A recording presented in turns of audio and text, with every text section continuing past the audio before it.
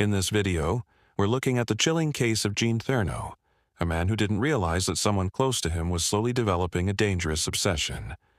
What began as a simple friendship would twist into fixation, control, and ultimately a terrifying outcome. This is a story of how quiet obsession can grow in the shadows until it finally reveals itself. People in small towns in the United States like to think they can spot danger. There are clear signs, red flags, and warning signs that tell us to stay away from those risks. What does it mean when danger hides as a friend, though? When the person you trust, the coworker you work with, has a dark passion that will destroy everything you've worked for. Before we dive into the full story, take a moment to support the channel by hitting the like button and subscribing if you enjoy true crime content told with care and detail. Don't forget to turn on the notification bell so you'll be notified the moment a new case is uploaded. There's always more to uncover, and I want you here for every chapter. And I'd really love to know where you're watching from today. Drop your country or city in the comments. It's always amazing to see how stories like this reach people from all around the world and how we're all connected through curiosity, awareness, and the desire to understand the human mind. All right, let's get started. The 2nd of July, 1959 saw the birth of Gene Therno in Kansas City, Missouri. In his mid-40s, he had become the kind of man that everyone wanted to know.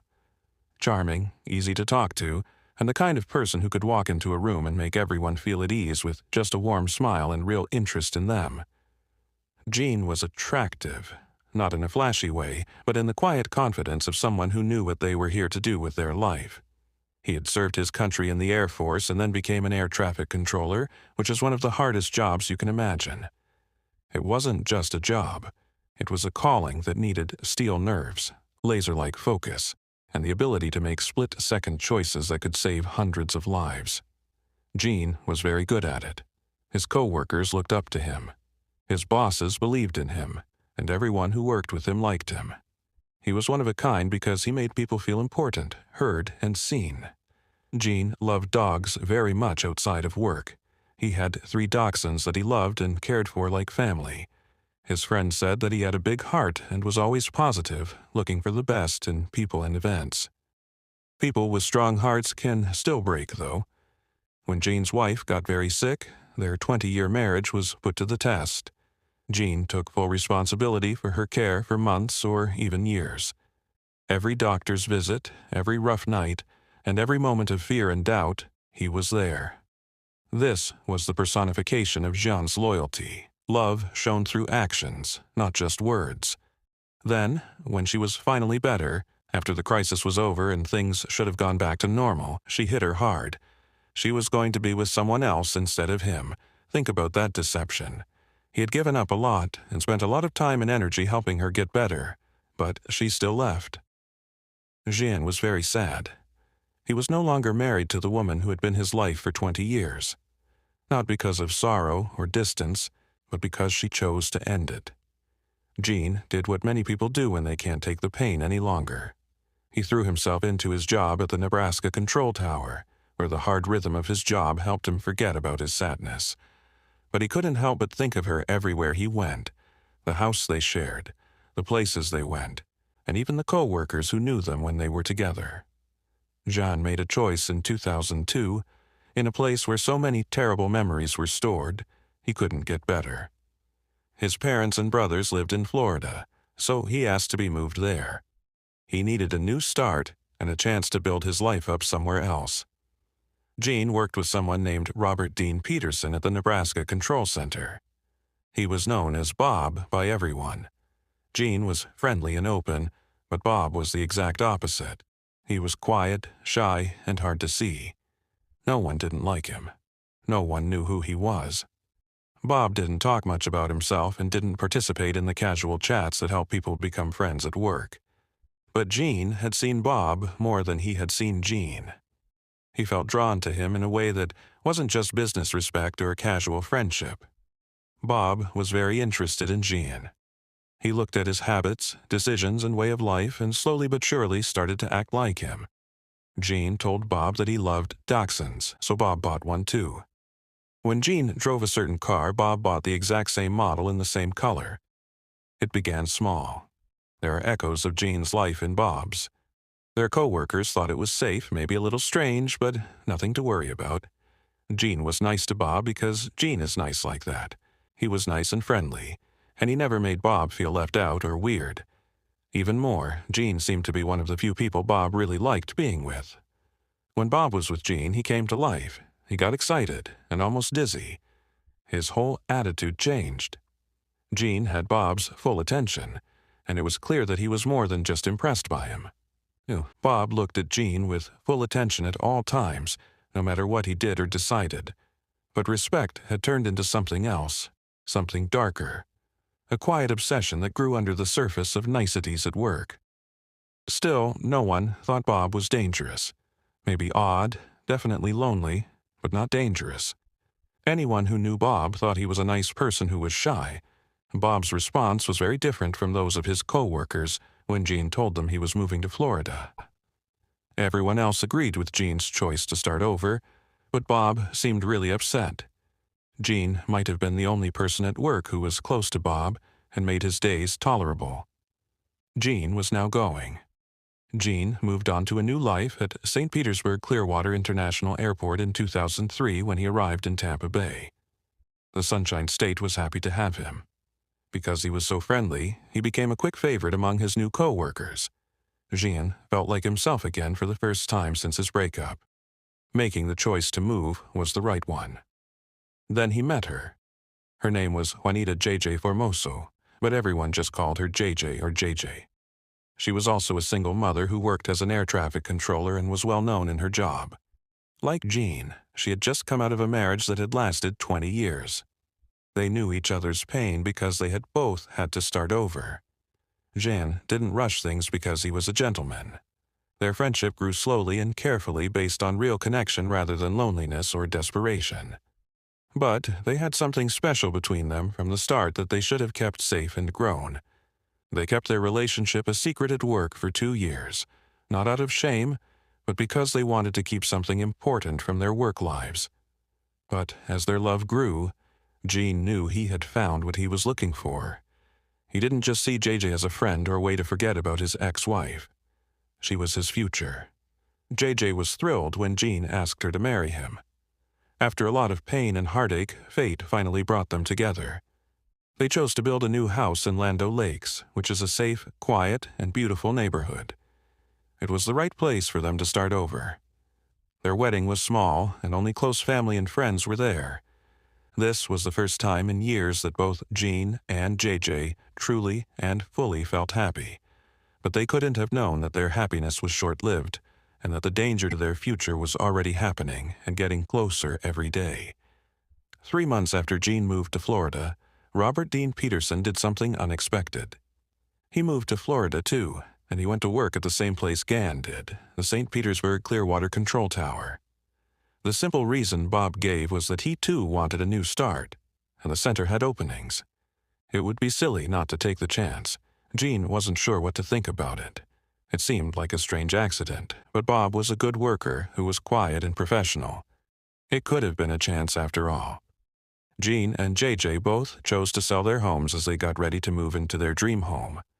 Bob then made a strange offer. He wanted to buy Gene's house. Before Bob made his strange request, Gene thought it was a little strange, but there was nothing really wrong with it.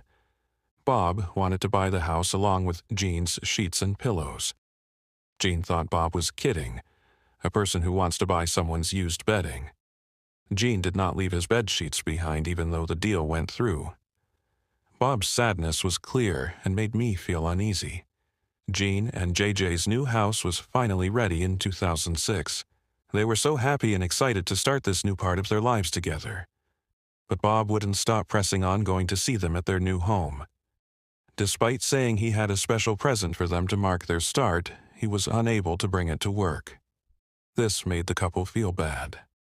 Bob wasn't asked to come to their wedding. They didn't think he would bring them a gift. They had been clear about their professional limits, but Bob wouldn't give up. When Bob finally showed up, he had a pricey crystal vase with him. A lot of money was spent, which made Gene and JJ feel bad, especially since Bob wasn't at their wedding. Because they felt bad, they did something they would later regret. Bob was asked to stay for dinner. Bob was, of course, thrilled. This was exactly what he had hoped for when he brought such a costly present. On November 1st, 2006, Theo family in Pasco County was supposed to have a normal evening with a quiet dinner. However, the mood was off as soon as Bob walked in. Even though he was happy and chatty, Gene and JJ couldn't help but look directly at him with discomfort. Bob got there early and didn't seem to be planning to leave. He ate a lot of each course and settled down like he was going to stay the whole night. Then he gave them another gift, a big picture album bound in leather. Jen and JJ were confused at first, but as they turned the pages, they became horrified. Inside were high-quality photos taken by professionals that showed how their house was built from start to finish. Page after page showed how the house went from an empty lot to a finished one. There were pictures of their drapes, how they set up their furniture, and other private features of their home. "You've been coming to our house all this time?" JJ asked in a shaking voice. "Every couple of days," Bob replied with pride in his voice. "I photographed everyone's houses from work." The announcement was shocking. Bob had been spying on them and taking pictures of their house without their permission, violating their privacy in the name of art. Gene and JJ looked at each other in secret, both of them feeling stuck. Bob didn't seem like he was going to leave. They were saved when JJ's adult daughter showed up. That evening, they had a meeting. JJ told Bob she had to leave and hoped he would get the message and leave. He didn't. JJ looked at her husband, feeling confused and uneasy. She hoped that by the time she got back, their unpleasant guest would be gone. She had no idea that this was the last time she would see Gene living. Bob told Gene he had one more gift to give him, but it was in his car. JJ had already left with her daughter. He came back with a letter. When Gene read Bob's letter, "I have loved you for some time now." He must have been shocked into silence. "But I've always been too scared to tell you," she said. "This wasn't the love of friendship. There was something else going on here, something obsessed and very scary." Bob told Gene that he wasn't sure if he was gay or straight, but he knew he loved Gene. The letter then became dangerous. Bob told her he wouldn't leave the house until they had a private moment. "I just can't do it anymore." Bob wrote, "I feel like I've been living a lie all these years. I've already asked for God's forgiveness." That last line should have been the biggest red flag. Bob had already asked for pardon. Why? Because of what he was going to do. Bob's car wasn't there when JJ got home. The first feeling of ease didn't last long. After that, she saw the bloody path in the yard. Then her husband's clothes were all over the floor, bloody. Then the note on the end table that was written to Gene. Gene and Bob were not to be found anywhere. JJ called her husband, but his phone was at home. There was no question that something terrible had happened because of how much blood there was. Something on the floor of the living room caught her eye as she walked through it. At that very moment, the horrible truth became clear. Someone had fired a gun in her house. Bob took her husband after he was shot. JJ called 911 with her hands shaking. Within minutes, officers from the Pasco County Sheriff's Office were on their way to the scene. A huge search started right away for both guys, the victim and the dangerous suspect. For JJ, the wait was long and painful, and he held on to the dream that Gene was still alive in some way that was impossible. Police rushed to Bob Peterson's home in Lutz, but it was dark and empty when they got there. Gene wasn't to be found. During their investigation, police found something very important: a contract to rent a house in Safety Harbor, Florida. Bob had planned this ahead of time. Deputies were sent to the Safety Harbor home 2 days after Gene went missing. They found something very disturbing inside.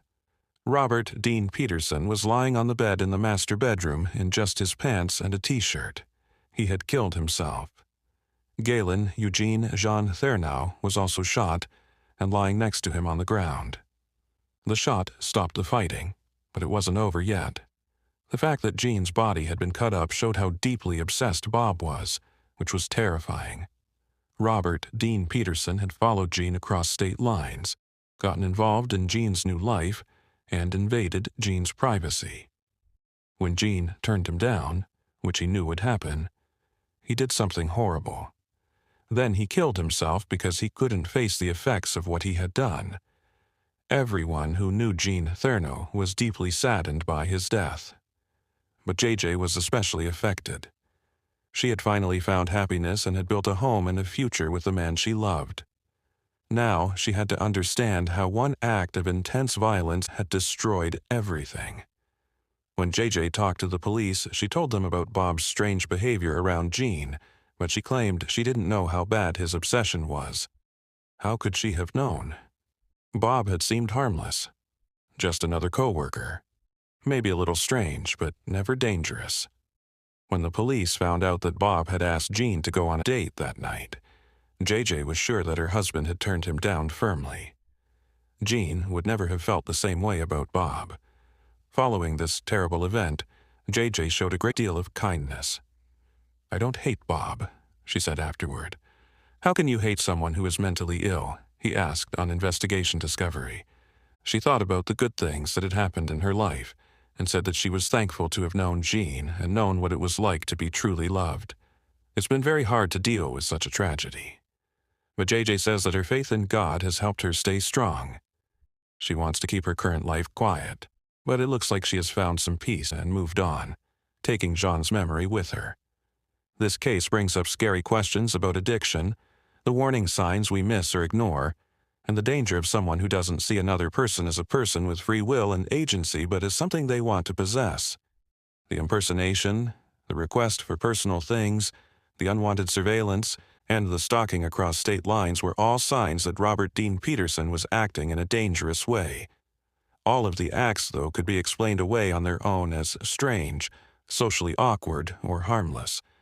We can only see the pattern of passion leading to violence when we look back and see the whole picture. The person who died was 47 years old. He had been through the pain of divorce, put his life back together, found love again, and was almost there with the happiness he earned. He was killed by someone he had always been nice to and tried to become friends with when other people avoided them. Gene Therno, please rest in peace. Though you died too soon, your life touched the hearts of everyone who knew you. You made your family and friends happy, loved, and laughed. And they will always remember you. People will always remember the happiness and love you gave them. Thank you for spending your time with this story today. As you move forward, protect your peace and trust your instincts. Pay attention to the behavior of those around you, to the patterns, the intentions, and the ways people show love or control. Distance isn't disrespect. Boundaries aren't cold. They are necessary. Your well-being deserves to be defended, even when it requires hard choices. Take care of yourself. Know your worth. And remember that awareness is one of the strongest forms of protection we have. If you found this story insightful, make sure to like the video, subscribe, and turn on the notification bell so you never miss future cases. And I'd love to hear from you. Let me know in the comments where you're watching from. Until next time, stay safe and stay aware.